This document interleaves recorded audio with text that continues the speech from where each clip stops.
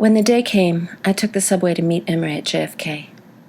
I was a little nervous, not because of any of this business about his wear and tear, of course, and not even because of that passé criminel, but because I knew I'd be too shy to speak French with him in person. My written French isn't bad, and I can read pretty much everything, but I have a block for speaking. Singing's fine if I have the lyrics in front of me, but regular conversation for me is torture. I get into an exaggerated panic about prepositions. And there was something else, the music. I really hadn't practiced sufficiently for our gig. Imre was arriving just 2 days before the show. We still had some practical errands to run. We needed to pick up a loaner guitar from a friend of mine in Brooklyn, and also some vinyl EPs I was having pressed. And I was worried that when we finally got down to running through our set, he'd find me sadly lacking. Imre had expressed his own concern on the topic. As I said, even before proposing the New York gig, I'd floated the idea of an international tour. I had a few ideas. That one about the Baltics, or maybe a shopping mall in Abu Dhabi. Imre perked up considerably when I mentioned potential travels, but was wary of the actual stage performance part of the scheme. He wrote me in French, "You may find it a paradox, my hesitation to get on stage, given my enthusiasm about a tour.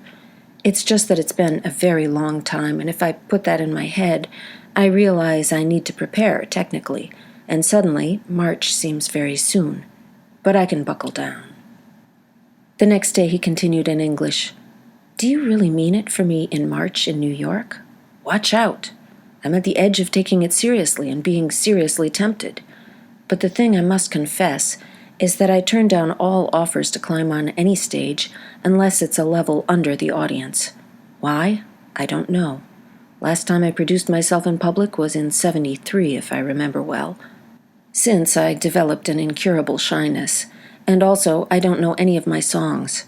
If I want to sing them to myself, I need to put on my glasses and open my big cahier, which is not very sexy. Anyway, we could do something around music. Our little waltz is encouraging, as it appears. And we could talk face-to-face, making huge plans for a major tour in Minor Asia. Perchance to dream.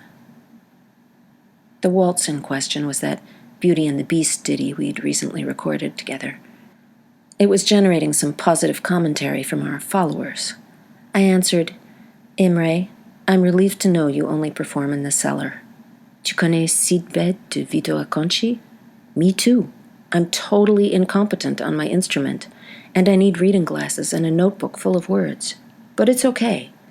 I've convinced these curators that I'm a conceptual artist. You can hitch a ride on my scam. Besides, they're not paying us. You should definitely come, March 5th or 4th if you arrive in the evening. Stay 5 days or so on my guest bed, with the proviso that I kick you out briefly on a daily basis. After that, you can crash with somebody else if you want. I'm dead serious about the tour." I explained that I thought a tour could make interesting fodder for a book I might write. "Un film documentaire serait plus évident qu'un roman, mais je suis romancière. I already said thank you for the Hugo. You can make the film if you want. Then we'll be tit for tat, as the saying goes." He knew the expression. He said that he'd had some experience with documentary film. Well, there we had it. Depending on how you looked at it, we might be two seasoned writers reasonably colluding to document a fairly unique artistic phenomenon, or we might be a couple of aging, shy hucksters making ill-advised plans to expose our musical and physical foibles. Maybe these possibilities were not mutually exclusive. I was standing at the exit of his gate at JFK. I was holding my Lanikai soprano ukulele. I'd brought the uke for 3 strategic reasons. So he'd recognize me right away, so I could practice a little while waiting at the gate, and so I'd have something to do on the train on the way back to Manhattan if the conversation faltered. I got there right on time and plucked meekly on the little nylon strings while I watched the arrivals board that indicated he'd already touched down. Slowly, the Air France passengers began to emerge. Sleek, business-suited guys with stylish glasses, a regal West African woman in a boo-boo, a redhead who looked like a fashion model. And then, there he was, unmistakably Imre. His head was dipped down a little, but he was looking directly at me with just a hint of a smile. He was dragging that cheap Chinese suitcase awkwardly as one of the wheels had already fallen off. The zipper was also coming apart at the seams. He passed through the gate, and we faced each other. It was true, he seemed more spirit than flesh. He looked and smelled like parchment. I had the sense that if I blew on him, he might be lofted up like a feather. But when we embraced, his arms were surprisingly strong. We held on to each other for quite a few seconds. Imre was a little shorter than I'd imagined, bigger than me, but not by a lot. We exchanged a few words about his flight. His English was good, but a bit faltering, more due to nerves, it seemed, than anything else. I said, "This way, Imre," and led him toward the air train. On the way home, we went through several of our tunes, singing softly so as not to aggravate our fellow passengers. I plinked on the chords when I knew them. We both choked on some of the lyrics, but reassured each other that all we needed was a little more practice. We were mid-route to my house when we tacitly agreed to give it a break. I held the uke in my lap and put my head on Imre's shoulder. It felt like the thing to do. He didn't seem to mind. The next 48 hours went by in a flurry, the days spent trekking out to industrial strips of Brooklyn, retrieving equipment and cases of vinyl. I'd kind of impulsively and impractically had those EPs pressed at Brooklyn Phono. I had an idea that we could sell them at our gig, but with an unusual twist. We would offer 3 payment options. 1 note of U.S. currency of any denomination, $1, $5, $10, $20, $100. 1 object of comparable aesthetic value, or 1 object of comparable sentimental value. This would put the burden of establishing value of whatever kind on the purchaser. I thought that might be an interesting exercise for people. Also, they could consider their own resources and give us whatever they felt they had to offer. I made the initial financial investment since I was the one with a steady job. Imre had obviously done the lion's share of the artistic labor, having written all our songs. I suggested that whatever we sold at the gig we could split, and then I'd give him the leftover records to take back to France, where he could sell them under less or more weird conditions as he saw fit. Or he could just try to palm them off on friends. I also suggested we give a short stack to Smith and Navarro, and another to the owner of the gallery to do with as they wished. The proprietor of the gallery where we'd be playing, the Hôtel Particulier, is an elegant Frenchwoman named Frédérique Thiollet. She tends to dress in well-tailored masculine clothes. When Courtney introduced me to her, I tried to describe in brief our planned performance. I gave her that line about Imre being like Serge Gainsbourg on shrooms, but she smiled and said, "But Serge Gainsbourg was already like Serge Gainsbourg on shrooms," which I guess is kind of true. Anyway, as I said, the days involved a lot of running around, but the evenings were dedicated to practicing. The very first night perhaps should have been disheartening. We really did need our reading glasses, and there was a fair amount of fumbling on both our parts. But I felt so encouraged that our level of awkwardness was comparable, and he seemed to have infinite patience, which was a big relief. After struggling through the set list a couple of times, we rewarded ourselves with shots of Jim Beam. He'd brought his own supply, and Imre smoked a bit of the weed I'd procured on his behalf. The next night, we were starting to sound almost plausible, and on the day of the show, our hired guns, a really lovely young cellist I know and his friend who played drums, came a couple of hours before the show to do a run-through. Being actual working musicians, they quickly found their bearings, and I think Imre and I were emboldened by the fact that they seemed to think we knew what we were doing. If it was a gag, we went along with it. Imre pocketed his little stash of Jim Beam as we walked out the door. The sound check went smoothly enough. There was about an hour to kill before people would start arriving. I began arranging our vinyls and a couple of other items of merch. I kept Imre in the corner of my eye. He wandered off for a few minutes and returned with a can of Budweiser in a paper bag. It looked to me like he'd killed the Jim Beam, but when I asked him how he was feeling, he didn't seem too hammered. A couple of days before Imre's arrival, there had been another performance in the space, on the same stage where we'd be playing, and I went to see it. Ivan and two other guys made droning electronic music with what only appeared to be complete disregard for the audience members. These, for their part, looked on in rapt attention, many photographing or filming an odd blob wrapped in black plastic at the center of the stage. There was a high-def video camera focused on a rip in the plastic sheath, through which could be seen a human ear. The image of this ear was being projected on a screen above the stage. The performance climaxed when Ivan took a very sensitive microphone and aimed it at this ear while dropping with a medical dropper tiny amounts of hydrogen peroxide into the wrapped guy's ear.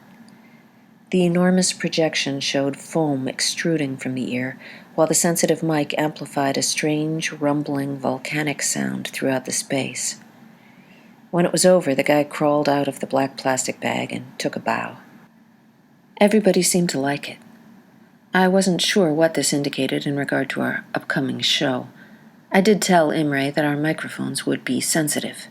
He was a little worried since neither of us is what you'd call a belter. The night of our performance, the house was fairly packed, even more so than for the foaming ear show. In advance of Imre's arrival, I'd created an invitation, and I'd circulated it as widely as I could. I felt that Imre, being the composer and carrying most of the musical responsibility, should take top billing. I preferred not to use my name at all. I suggested we call our act Imre Lodbrog et sa petite amie. He liked the sound of it, but seemed mystified by, or maybe curious about, the possible implications. I reminded him that this petite amie bit was a stage persona, as, for that matter, was Imre Lodbrog. He shrugged his assent. So, we had a title for our act, but what would be the image? I had a nice, slightly racy photo of myself from the waist down in a tutu. I'd taken it as a possible cover image for my last novel, but my publisher worried it was too dirty for the window display at Barnes & Noble. I thought maybe I could make use of it now. But what about an image of Imre? His online photo seemed too straightforward. I did a Google image search of satyr. Bingo. A beautiful drawing popped right up, Michelangelo, in just the same ochre hues as my photo, and with just the right balance of suggestiveness and anguish. Here's what I came up with. I wondered, of course, what Imre would make of this business about serving himself up on a platter. He didn't seem to mind. It was only after he came to New York that I realized how astonishing the resemblance was between him and this drawing by Michelangelo. Well, I'm not sure if this invitation had anything to do with it, or if it was me or Courtney or Yvonne or Frederic who managed to dig up this crowd. But when our announced startup time arrived, there wasn't a lot of wiggle room in the house. The space was quite large, open, and airy, but it was fairly packed with bodies. In fact, it was a strikingly attractive crowd. We later learned that Chilean pisco manufacturer used footage from the event to make a commercial, and in it Imre and I appear to be minor celebrities. So, that night, at my signal, an assistant dimmed the lights and projected that video of the ostensible Lodbrog brothers. At its conclusion, I mounted the stage and asked the wide-eyed crowd, "Who the hell is Imre Lodbrog?" Obviously, they must have been asking themselves the same question. While he lurked on the sidelines, I gave the crowd 20 minutes or so of speculation and innuendo peppered with improbable and yet true references to various transatlantic, Baltic, and Indian Oceanic plots and exploits. Just when I felt I had everyone really confused, I called Imre and our hired guns up to the stage. Imre took his sweet time to meander up there, but once everyone was in place, astonishingly, we banged out our set virtually without a hitch. People applauded between numbers, but as Imre sang, they were utterly silent and immobile. What were they thinking? It's possible they were bewildered or befuddled, but I think they may just have found him entrancing. When we came to the last number, I explained that I was going to leave the stage and that they'd understand why when they heard the song. It was Browning. When he finished singing, Imre looked up shyly at his clapping public, and when they quieted down, he fumbled in his pocket for a second and then asked if he could take their picture on his phone. Everybody smiled. Imre stayed a few more days. As threatened, I kicked him out on occasion, being a person accustomed to a certain amount of private time. He didn't seem to be offended. Though he hadn't been to New York in quite some time, he had some old friends right in the neighborhood, and he also seemed to like strolling around on his own. But even when he was in the house, he had the capacity to make himself semi-transparent. In the evenings, though, we'd go out on the balcony together, and he'd roll himself a cigarette, and we'd talk. I told him a little about my writing. I'd sent him my first novel, but he'd stopped just partway in. Not, he claimed, for lack of interest, but because the amount of personal information was coming at him a little faster and more furiously than he seemed comfortable with. I mentioned that my fiction tends to cleave fairly closely to my reality. I also mentioned that reality is something Imre needs to take in with a little dose of spirits or smoke. So I didn't push him on that. I figured he'd get around to it eventually. But I did tell him a bit about the French writers that had profoundly influenced me, both stylistically and philosophically. There was Montaigne and Lévi-Strauss.